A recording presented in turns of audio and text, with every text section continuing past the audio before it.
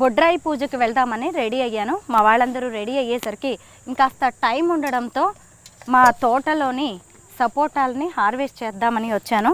చూసారా అసలు ఎన్ని ఉన్నాయో, పెద్ద పెద్ద కాయలు ఉన్నాయన్నమాట. అన్నీ కూడా పండడానికి రెడీగా ఉన్నాయి. అంటే ముందు మనం వీటిని కట్ చేసి మగ్గ పెట్టాల్సి ఉంటుంది. సపోటాలు పాలుగారుతూ ఉంటాయి, తెలిసిందే కదా సపోటా. వీటిని తర్వాత బియ్యంలో కానీ ఎందులోనైనా వేసేసి మగ్గ పెడతాము. చాలా ఉన్నాయి రెడీగా. మేము ఊరికి వెళ్ళేలోగా ఇవన్నీ కూడా పండిపోయే అవకాశం ఉంది. వీటిని బియ్యంలో కానీ లేదంటే ఎయిర్ టైట్ కంటైనర్లో ఎందులోనైనా పెట్టచ్చు. చూడండి, ఒక చెట్టుకున్న సపోటాలు మొత్తం కోసేసాను. ఒక చెట్టుకే 9 వరకు పక్వానికి వచ్చిన సపోటాలు దొరికాయి అన్నమాట. ఇంకా తోటలో చాలా సపోటాలు ఉన్నాయి, కాకపోతే ఈ ఒక్కటివి